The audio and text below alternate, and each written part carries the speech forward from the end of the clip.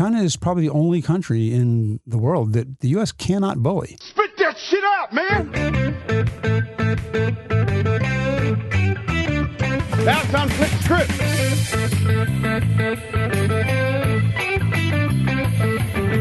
Kind of almost feels zombie-like walking through the shutdown. Yeah, sure. I'm kind of numb to the news with it's the continual spike, and then we don't seem to be making a lot of progress on our coming together. I saw a survey. I saw a survey in her post. I mean, even around something as simple as masks.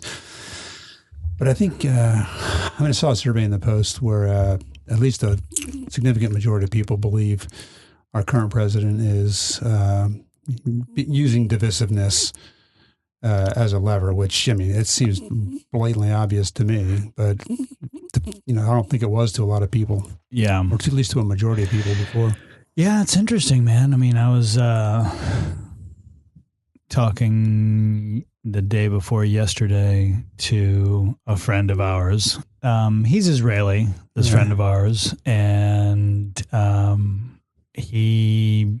is not super involved in U.S. politics. He's not a U.S. citizen. He's been here for maybe about 8 years. But he does like Trump's policies toward Israel. Mm-hmm. He likes them. And I think that colors the way he sees him some. And he has his own opinions and his own life experience that informs, how he sees it. And as someone on the outside looking in, he doesn't see Trump using divisiveness as much as I do, which is interesting. Well, yeah, and Israelis are pretty much almost as divided and polarized as we are. I mean, yeah. You go to Israel, every other person is going to either love Trump or hate Trump. So, I think they all kind of like the lip service he gives, and some of the things like changing the embassy to Jerusalem and some of his policies, I think rightfully most Israelis would probably like. I get that. I mean, that makes total sense. But what I would take that a step further, and I would say that Trump doesn't give a shit about Israel. Like, I don't think Trump gives a shit about anything except himself. That's what I said to this friend of ours. I don't think he gives a shit about anything but himself as well. But not everyone feels that way. Well, yeah, but what Trump will do is leverage the fact that he's going to tout all these policies and show how pro-Israel he is. But I think if it came down to it, he would throw Israel under the bus in a heartbeat. Yeah, if it was politically expedient. Well, what I was saying to him was that take Bibi Netanyahu. Right. Not everyone loves him. Not everyone agrees with him in Israel. Some people really do, and some people don't. And he's a divisive figure in some ways. But there is no doubt that guy is a leader. You might not like the way he leads, but he's not stupid. He's informed. He knows how to communicate. He strings together enough sentences where he can have a real press conference.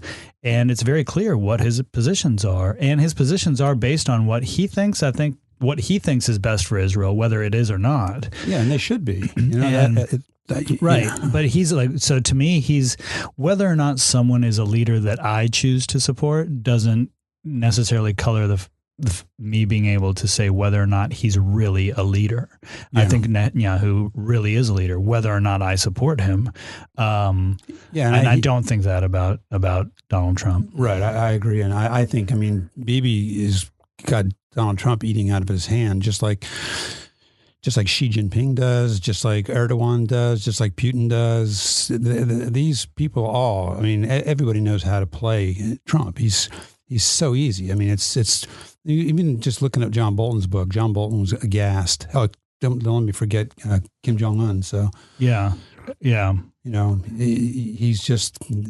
like a puppet for these guys. He's that bad. He's that easy to manipulate with shallow flattery and shiny objects. Play to his ego. Yeah.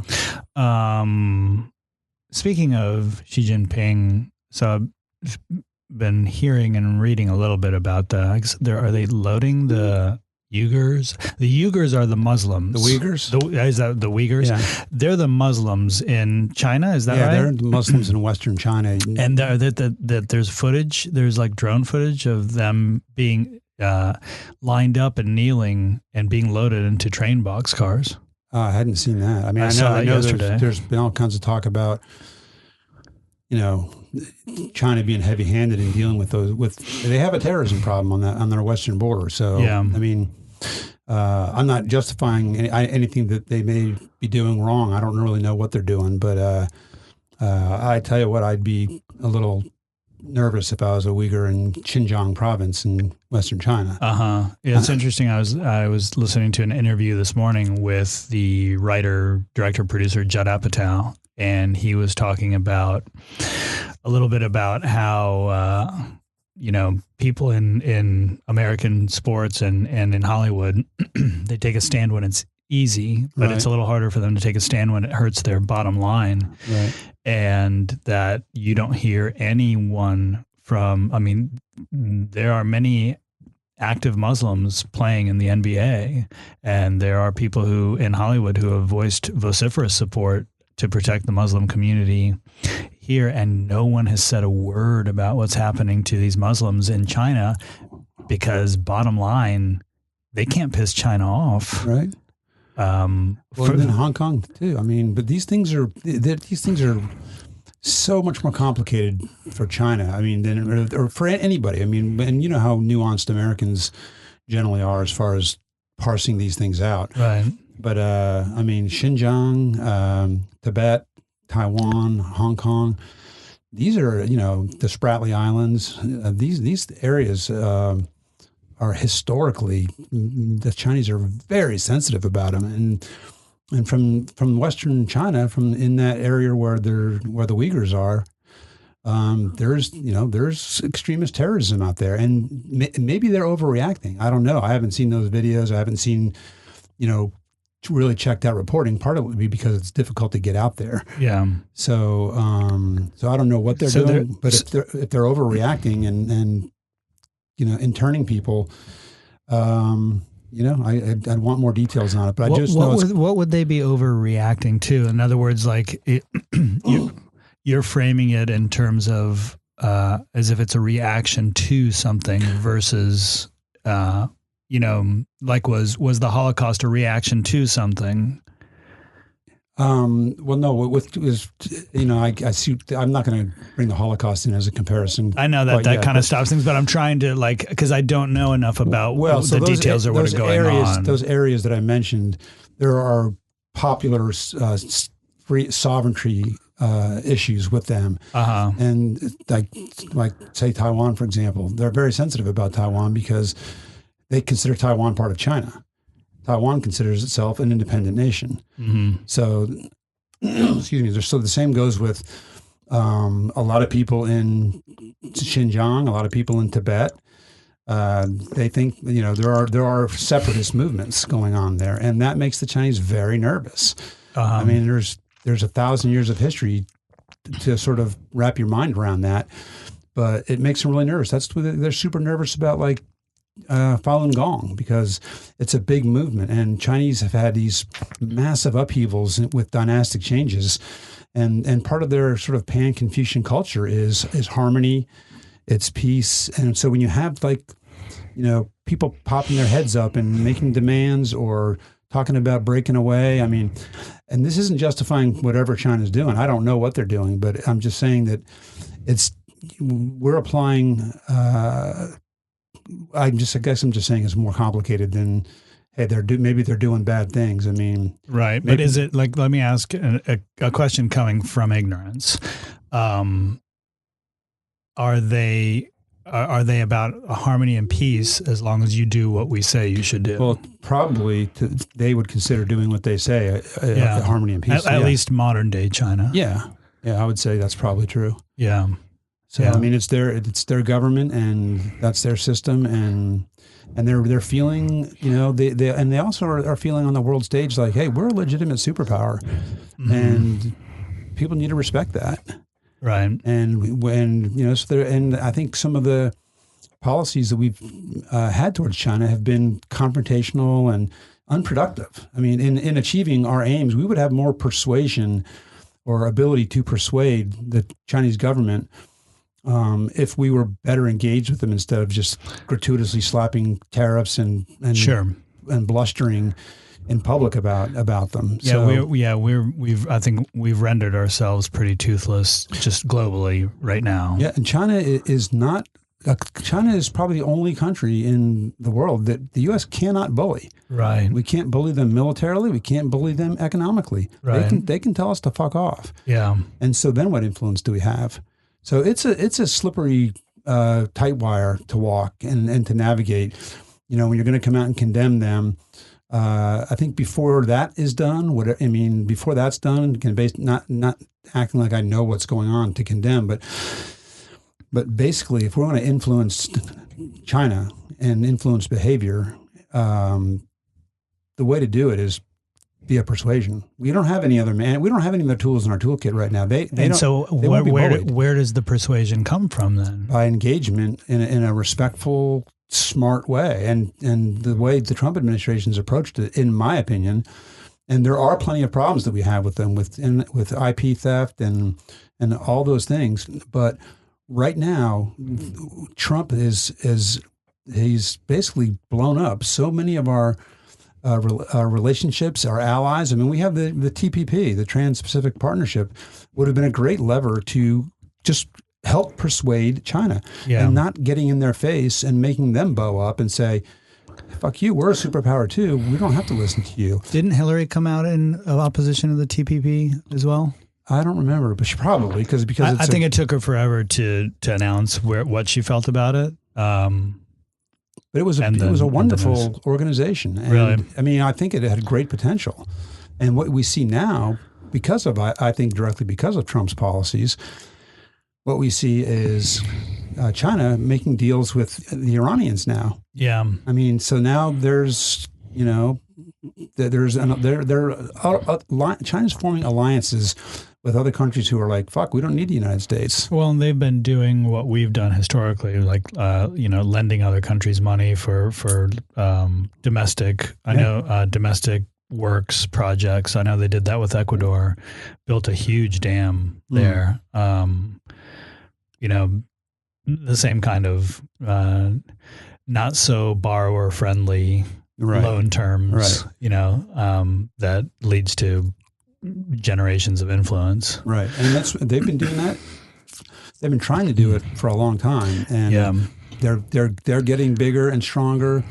And they have a history of not necessarily conquering. I mean, they have some a lot of internal battles with throughout their history, but a lot of their history is not as conquerors, but as influencers. I mean, they did. You could call it hubris if you want, but they would go somewhere and say, "Hey, come back, bring an ambassador, and just pay tribute to the Son of Heaven, right? And you're under our protectorate. You're one of our satellites." And what does pay tribute mean? And is it bend the knee? Oh yeah, mostly just bend the knee and recognize the greatness of China. And being under our protectorate, that's got to come with a downside too, right? I mean, it reminds me of the mob being under the protectorate. Yeah, a little bit. I mean, but I mean, maybe modern day China is more so like modern day any empire. But but I mean, historically, they're more it seems into influence as far as looking outward when they do look outward, right? But because if they didn't historically. If sovereign people outside of the scope of China refused to bend the knee, then what happened? Well, that's a good question. Historically, I haven't seen a lot of sort of Thucydides type actions. The Athena Spartan Thucydides dialogues talking about, hey, it's either us or the Spartans, and if you don't bend the knee to us, they're going to come and wipe you out, and we're not going to defend you. Right. So it might be something like that, more like, okay, well, we want to trade. I mean, if they had something really valuable, like some kind of a spice or or natural resource, there may be a little more pressure there to say, well, we're coming anyway. Right. But if they didn't want to, then the Chinese may just move on to the next island or to the next place. And if some other navy comes rolling up and invades this other place, well, China's like, hey, they're not part of our tributary system, so that gives the green light basically to other powers in the area. But the upside for China of having them be part of the tributary system is that they could take something. A lot of, yes, sometimes if it's minerals or something like that, but they really they like spreading their culture and their philosophy and their values. I mean, America does the same thing with Hollywood movies and sure. And so, I mean, that's probably been the most successful culture spreader, right? Yeah. Movies, maybe music, but movies definitely. Well, and the commercials you've been in too. Well, especially the ones dealing with low testosterone. You and David Hasselhoff are famous in Germany and China. Big time in Germany and in Budapest. Local Los Angeles hamburger joints. Yeah, man. So it's trickier than just say, hey, we want your oil. We'll protect you. You're our ally. Give it to us. It's just, I mean, historically anyway. Right now they may be a little more realpolitik, but historically they've wanted to. When they are outward looking, they want to spread their culture. They want to, influence basically. And right now they're spreading their influence and their culture and asserting themselves on the world stage as a superpower.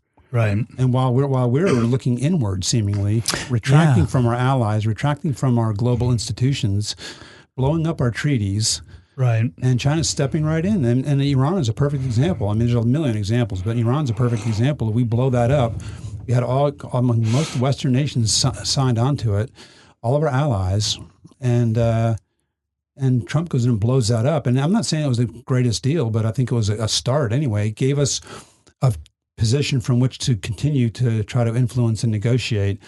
Whereas now we're completely gone. And guess who filled that vacuum? Right. China. And they're filling the vacuum. They're filling vacuums that we've left all over the world. South America, Africa, the South China Sea especially. Mm-hmm. That's tricky because you have traditional allies of ours like Japan, South Korea over there, Vietnam, saying, hey, we don't want to really choose. I saw an article with the Prime Minister of Singapore talking about, he's trying to walk that line. He's like, hey, we're going to have good relations with both superpowers.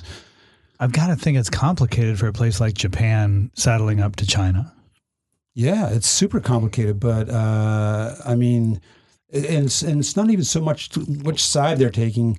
It's like we've always been, since World War II, we've decided in Japan that they don't need to have a military, right? And I think it might have even could be in their constitution. Yeah, I think it is. Yeah, they can't have an outward-reaching military. So because we'll protect you. Now I think a lot of our allies are starting to think, well, will they? I mean, can we count on that? So maybe we need to arm ourselves. Do you think that there's any calculation? These countries saying or thinking, we don't live in a world where we really need that anymore in the way we used to.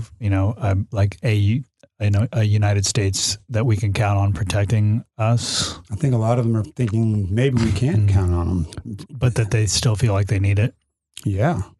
Yeah. I mean, to achieve their objectives, maybe some of our major allies aren't afraid that have nukes, aren't afraid of necessarily being attacked, because if they're a nuclear nation, then the repercussions are too costly. But I mean, as far as trade, as far as just overall influence in the world, I've heard you mention this a couple of times. Actually, I think it's really interesting, and the role the United States has historically played in just protecting trade routes throughout the world and keeping them open, even just shipping routes. Yeah.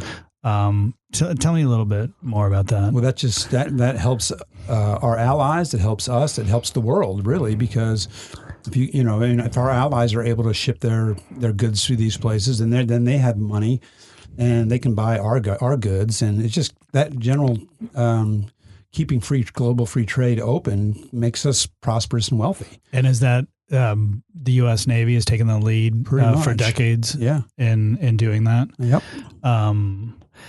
Is that through the auspices of NATO, or is it? Some of it's NATO, but a lot of it's unilateral. I may say unilateral.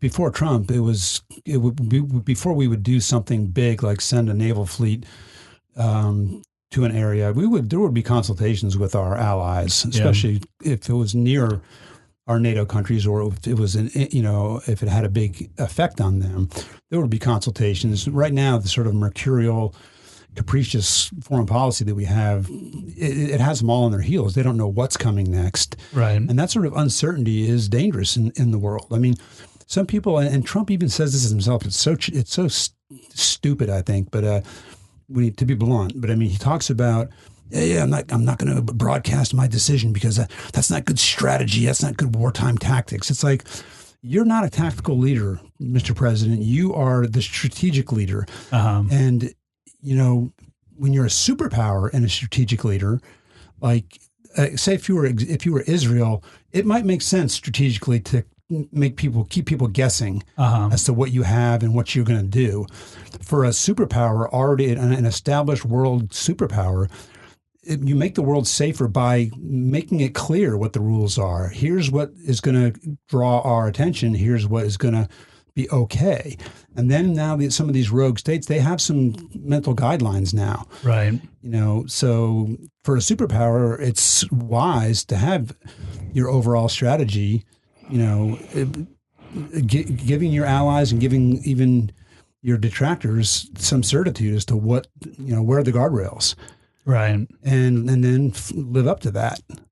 Right. But having our allies and our adversaries out there completely guessing it could lead to dangerous shit. I mean, Saddam Hussein is a perfect example of that, because somehow he, and you can imagine now George Bush, his communication senior was, exponentially better than what we have right now. Yeah. But even then, Saddam Hussein thought that he had the green light, like sort of through diplomatic channels, through media. He thought he was getting the green light that it would be okay to go into Kuwait. And give me the backstory on that a little bit of like how, as much as you can, how you know that that's the case. I've heard some friends in the intelligence community who had given speeches about this publicly. So it's, not classified, that, that's what he thought, basically. Yeah.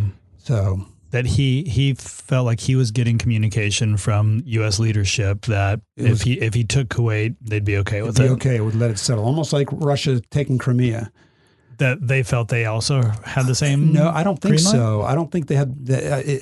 I just felt like they thought they could get away with it. And I guess Saddam thought he could get away with it too. So when I say green light, I don't mean like, hey, we want you to do this, but they were getting messaging or inferring. We're not going to bother to get involved. We're not going to get involved with this shit. And they that was a miscalculation. And, just better communication and better messaging that would have maybe obviated that. But now playing devil's advocate, is there an argument to be made that if you keep everyone guessing all the time, then they don't know when they're going to step on your toes, and so it makes them less likely to make a move like that? No, I don't think so. I think this is my opinion, but I feel like from the position of a superpower, you don't want, because people will guess. They'll start poking and prodding and pushing the envelope. I mean, other countries will. They're not all just going to sit on their hands because they don't know how mercurial, capricious decision maker is going to act. They will push the envelope and find out. So I think it's better for a superpower like the United States to make it clear. Right. This is not going to be tolerated. And then even through back channels, hey, if there's any misunderstanding here, this will be dealt with in a very strong way. Right. Don't go there. Right. Did you read the report yesterday? I saw a couple headlines about Russia and China attempting the U.S., Canada, and the U.K. accused them of attempting to hack COVID research centers. Yeah. What do you think about that? Because my initial thought when I saw that was, okay, let there be no doubt who the bad actors are in the world. Yeah. But then I also thought, are we trying to hack Israeli COVID research centers? Or at least get in to see what they know. Well, we're just as curious as everybody else. Let's just I'll leave it at that. But I don't know. Right. I don't know that we're hacking. Well, and by hacking, does it mean they're trying to get the information, or they're trying to fuck with their ability to do the research? Yeah, the reports weren't clear to me. All I saw was hack. So I don't know the nature of it, whether they were trying to steal something or disrupt. But steal something, I get it. People are trying to get an edge, and it's dark, it's shitty. But okay, I can wrap my mind around that. If they're trying to get in there and like put a virus in the systems or just frustrate the ability to do COVID research, then dude, that's to me sociopathic. Yeah, well, I think, and we'll get further reporting from the intelligence community at some point, and it'll probably be unclassified. But I would think that. Like Trump pulled out of this. There was a consortium of nations a while back that were going to all contribute and try to solve this vaccine problem and together. And he pulled out of it. And I think some of these countries, probably Russia included, are probably feeling like, hey, we're speeding to try to find a vaccine too. But because if the United States gets one, are they going to share it with everybody? Well, and I think they've made it. This administration's made it pretty clear that that's a fair question to ask. Yeah, that if we get a vaccine first.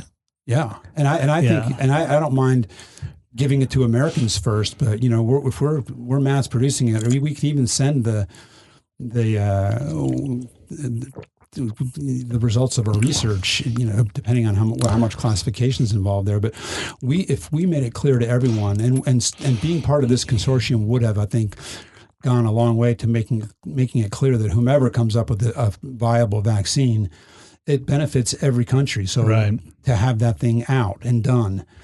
So if the United States comes up with the vaccine first, yeah, we're gonna use it and vaccinate Americans first, but we're gonna try to get it out to the rest of the world as fast as possible because they're our trading partners too. I mean, it's really analogous to the patrolling international trading routes to keep them open and safe and working, well oiled, because it benefits the world, which benefits us, economically.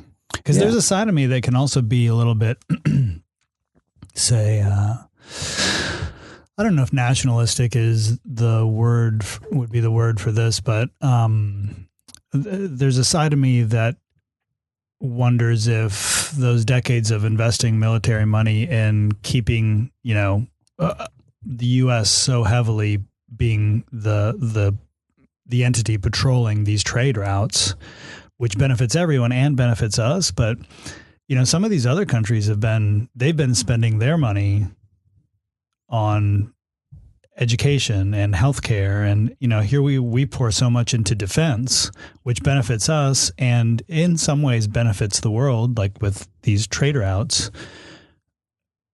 But we've not really invested in education and healthcare the way we could have. Yeah, and I think, I agree with that to a certain degree. Does us doing that free up other countries to be able to just invest in themselves because they don't have to invest in defense? We're picking up a large portion of the Western world's tab. Yeah, I think it does, but we at the same time we still reap great benefits from that. Now, my answer wouldn't be that we're the policemen of the world. I don't want us to be the policemen of the world. That's why you have alliances. That's why you have NATO, and that's why you have coalitions. That's why you would have a Trans-Pacific Partnership to establish that influence and cooperation when it comes to patrolling the Straits of Hormuz, for example, or the Persian Gulf. If we had the right alliances and partnerships in place, we could move the needle on that a little bit. And I'm sure NATO is taking some advantage to a certain degree, and that needed to be addressed. But again, I'm not always like against Trump's policies and the things that he says, Right. but I'm against the execution of it. Almost everything he says and on which he tries to execute, he fucks it up. And for background on that, you mean the NATO member countries, many of them not paying their agreed upon amounts to contribute toward NATO, which Right. and many, for example, European countries have fallen short of paying the amounts that they agreed that they would put in Yeah. toward NATO joint defense and protection. Yeah. Which, yeah, even at the time, it struck me as not an unfair issue to bring up. No, he brings up trade issues with China. There are significant real trade issues with which we need to deal with the Right. Chinese. But I'm just, again, on the execution part, the execution part isn't about bluster and tariffs. Tariffs almost always backfire. Yeah. And the Chinese are not going to be bullied. That's for sure. They don't want to be bullied. Nobody wants to be bullied, but some countries have no choice. The Chinese do have a choice. Right. And so approaching them with the bluster and the stick, it's just All stick, no carrot. yeah. And it's like, and you'll hear this common refrain, well, we've tried all that before. Well, we've made great progress and, we need to try harder and we need to find creative ways, but what, and maybe creative different ways. But one thing that I'm pretty sure just isn't going to work with the Chinese is the stick. Right. They don't give a shit. As a matter of fact, it'll make things worse.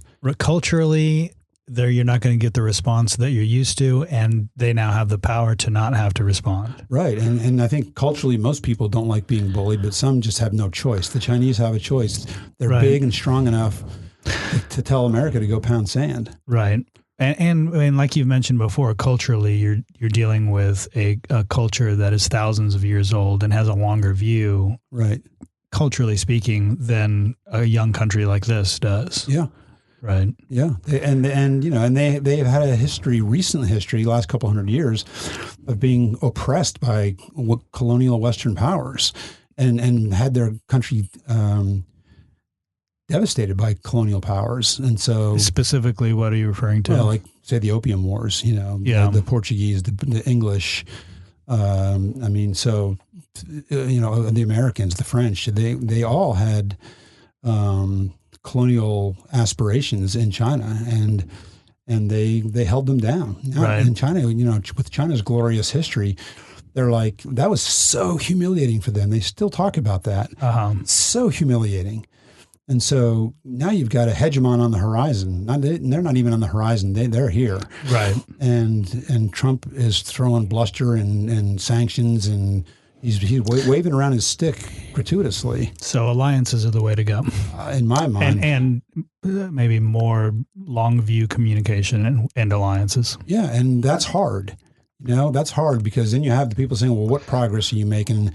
The people don't want to think through these things. It's hard work. Like even a presidential phone call, when a normal president makes a phone call to a foreign leader, there's all kinds of preparation for it. All the different agencies, for a phone call. Just for a phone call. What is our objective here? How are we going to go about achieving? What's the smart way to achieve that objective? What are strategies for that? You can bet all the other countries are doing the exact same thing. Right. What are our objectives with this conversation with the President of the United States, and how do we achieve those objectives?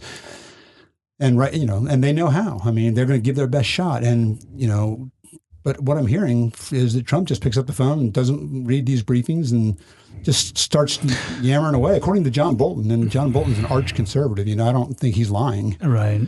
People say a lot of shit about John Bolton, but I've not heard anyone say he was a liar. Or a dumbass. He was definitely not a dumbass, but he's not a liar. But I'm not hearing a lot of the right wing talk about John Bolton or the left wing, to be honest. I don't know I heard somebody mention today that his book was pretty boring. Oh yeah, but just the writing style. Well, so okay, maybe that's why they're not entertained by it. Could be, but it's also the short memory. Right? Bolton's book came out, and there were the very dramatic excerpts from it, basically saying what at least people who have opposed Trump for a while nothing was surprising in there, Right. but it just gives you more detail from someone in the room. People who still support Trump can say what people always say in those situations, which was he's bitter, he was fired, doesn't know what he's talking about, is a liar, all that stuff. Right. But then you have that came out kind of in the wake of the George Floyd protests. Right. So it's the oxygen's really sucked out of the room. In terms of how many things the general public is going to focus on in our media landscape. Yeah, and then you have Mary Trump's book, which is yeah. much more lascivious. Right.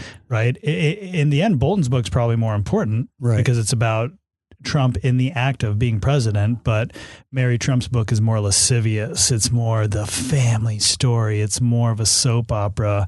So, of course, people pay more attention to it. And I think it's, from what I hear, a more entertaining read, which, we want to be entertained. Yeah, I guess we do, man. She's also coming from the perspective of a psychologist. Again, people are going to say she's biased and all that. I mean, armchair psychologist. But she's a real. But she's still doing it from afar. I guess it's someone she knows. Yeah, she knows them. Yeah, and it's not. Listen, it doesn't surprise me that someone would say this person has clinical narcissism. It's. I would tend to agree with that. Other people don't. Right. Okay. I'm just saying that it is lascivious and entertaining and all those things you said, but there is also a sort of a hard point there that needs to be driven home, which is the danger of having someone with this condition, these personality traits, right? In the have the nuclear code, so to speak. Right. It's an important alliance, Marty? You and me, buddy. That's right. And Laughing Planet, CP Olive Oil, and Lens Wiz Photography. What's Lens Wiz Photography? We can't keep adding. He's our number one fan. Who's? Oh, okay. That's Hank. Okay, Hank at Lens Wiz Photography. Thank you, Hank. Thanks, Hank. We'll add you on this episode. Yeah. It's a one timer, Hank. Yeah. He is our number one fan. All right, dude. That's a good episode. All right, man. Good chatting. I mean, you heard it here first, man. Marty knows more about China than the Chinese do. I don't think so, but Chucky should talk about it. I was just trying to. I mean, you're trying to mock me a little bit. But no, I'm trying to let China know that they just need to listen. They need to listen to this white dude. Exactly. No, We want to laugh too. We want to make everybody laugh, not just the Chinese. Well, that's so funny because I know you do. You do have a great appreciation for Chinese history, Chinese culture. Yeah. It's a thing that you're very interested in and have spent a good bit of your professional life and your time getting more educated on continually. So it's not, this isn't just someone spouting their opinions. This is a former federal agent who's trained in this shit, man. Well, I just studied it, and I think in a past life I was Chinese. Let's just leave it at that. Right. Shang Beizi, Hey man, you take that back.